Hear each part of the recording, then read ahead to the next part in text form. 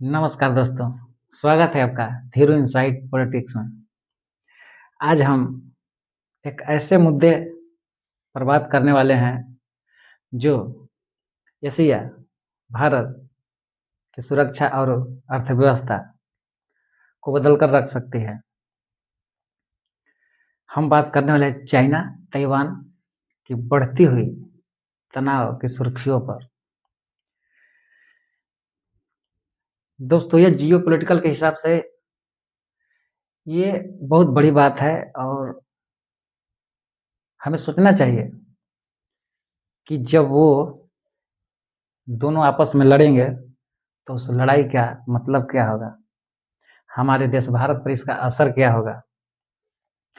जैसा कि चाइना बार बार पहले भी बोलते आ रहा है और अब भी बोल रहा है, लगातार लगातार बोलता है। अभी ज़्यादा सुर्खियों में है क्योंकि थोड़ा सा एक्शन मूड में है। वो बात कर रहा है ताइवान को लेकर रीयूनिफिकेशन के बारे में। रीयूनिफिकेशन मतलब दोबारा एक करने के लिए वो चाह रहा है कि China plus Taiwan one China. लेकिन क्या लगता है दोस्तों, क्या यह संभव है? हो सकता है? क्या यह बात से संभव है या सैन्य कार्रवाई करेगा चाइना? और करता है तो क्या होगा? यह सब बातें हम समझेंगे आसान भाषा में आपके साथ। तो दोस्तों, चाइना जैसा कि क्लेम कर रहा है रीयूनिफिकेशन का, तो ये इतना आसान नहीं है। ये इतना आसान चाइना के लिए भी नहीं है कि बस चाहे और उसको झोली में अपना डाल लिए। कोई चीज़ है, कोई सामान तो नहीं ना है कि बस गए उठाए और झोली में डाल दिए। क्योंकि दोस्तों, ताइवान खुद को एक स्वतंत्र देश मानता है।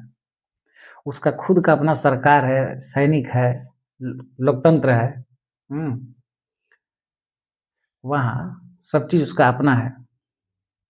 वो चाइना के साथ मिलने को तैयार नहीं है। दोस्तों, सबसे बड़ी बात है कि चाइना क्यों चाह रहा है ऐसा। चाइना ताइवान को मिलाना क्यों चाह रहा है, इतने जल्दी में क्यों हो?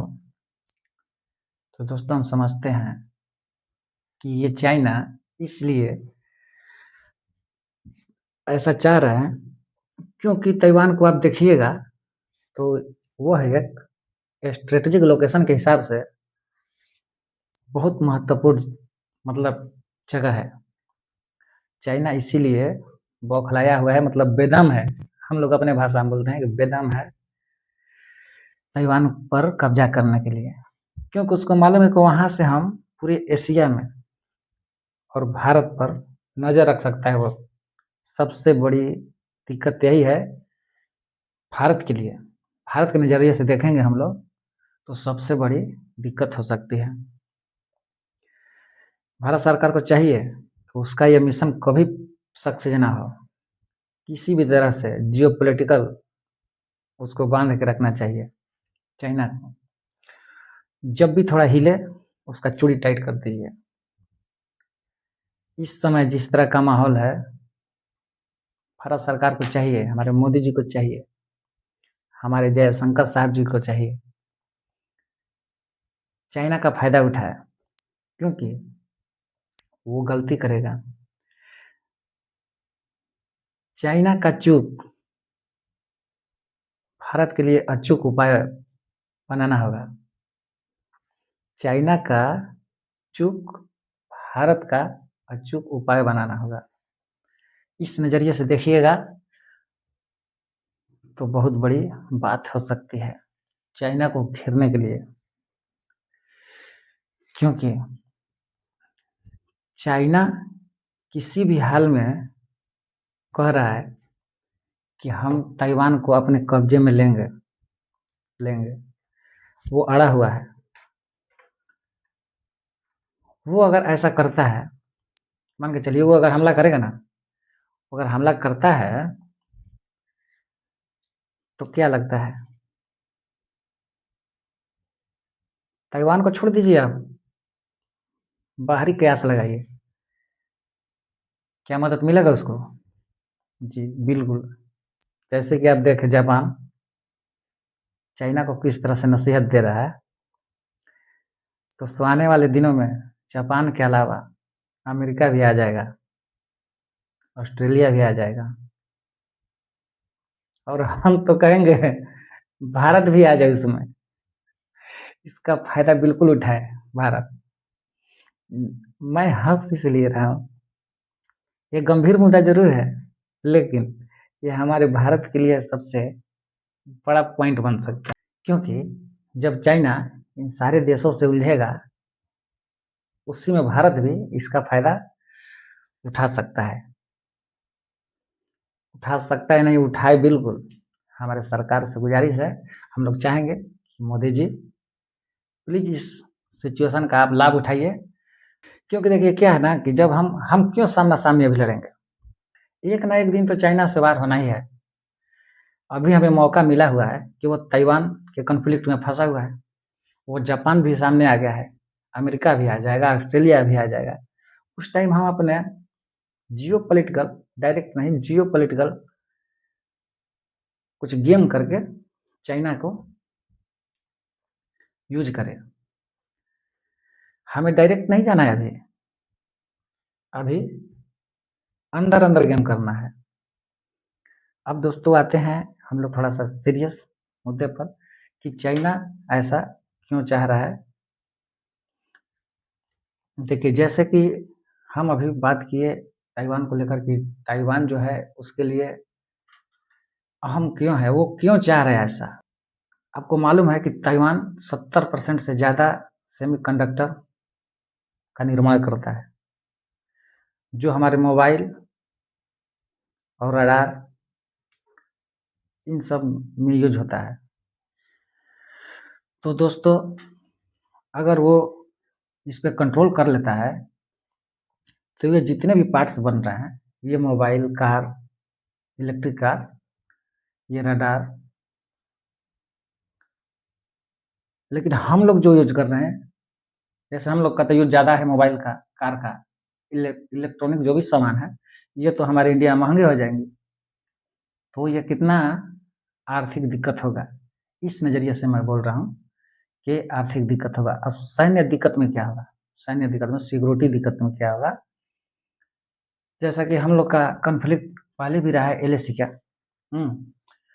तो जब वो उस लोकेशन पर आ जाएगा, तो वहाँ से हमको चूड़ी कसना चाहिए, जैसे भारत को, तो हमारे ऊपर ही दबाव बढ़ाने लगेगा, हमको ही कसने लगेगा। लद्दाख और अरुणाचल प्रदेश का तभी हाल ही में खबर सुने ही होंगे आप लोग। तो इसलिए मैं बोल रहा हूँ कि हमारे लिए आर्थिक भी संकट है और इकोनॉमिक भी। हम लोग को इकोनॉमिक के हिसाब से भी दिक्कत होगी और सिक्योरिटी के हिसाब से भी। इसलिए इसका समाधान पहले भारत सरकार को सोच के रखना चाहिए, पहले से ही तैयार रखे, ताकि चाइना को ज़्यादा फड़फड़ाने नहीं दे। ज़्यादा फड़फड़ाए तो उसका पंख काटने का हथियार तैयार होना चाहिए। दोस्तों ये ताइवान जो है, ये केवल एक द्वीप ही नहीं है, ये एक छोटा सा देश नहीं है, बल्कि ये पूरी दुनिया को, अर्थ व्यवस्था को हिलाने वाला स्ट्रेटेजिक लोकेशन है ये चाइना के लिए। चाइना वहाँ से सभी जगह नज़र रख सकता है, पूरे इंडो पैसिफिक पर नज़र वो बना सकता है, अपना दबदबा बढ़ा सकता है। वो इसीलिए इतना पगलाया हुआ है कि किसी भी तरह से ताइवान को अपने हिस्से में मिला है, ताकि वो ग्लोबल पावर की रेस में बना हुआ है, उसको बस सुपर पावर बनना है। वो किसी भी तरह से अमेरिका को पछाड़ना चाहता है।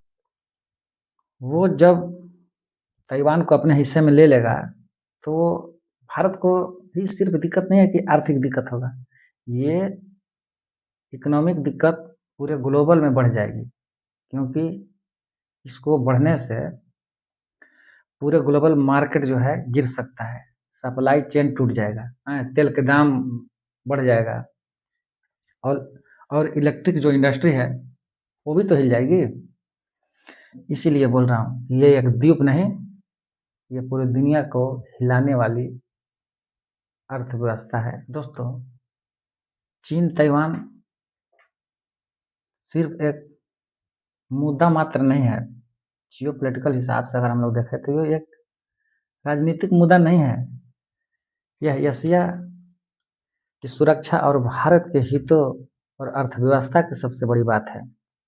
ये सब पर असर डाल सकता है। तो दोस्तों, अगर आपको ये मेरा सरल जियोपॉलिटिकल एनालिसिस आपको पसंद आया हो तो प्लीज़ वीडियो को लाइक कर दीजिएगा, सब्सक्राइब कर दीजिएगा और वीडियो को शेयर कर दीजिएगा।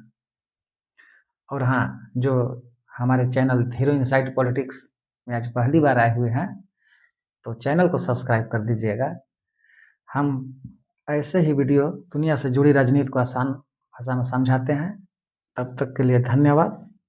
फिर मिलते हैं अगले वीडियो में। जय हिंद, जय भारत।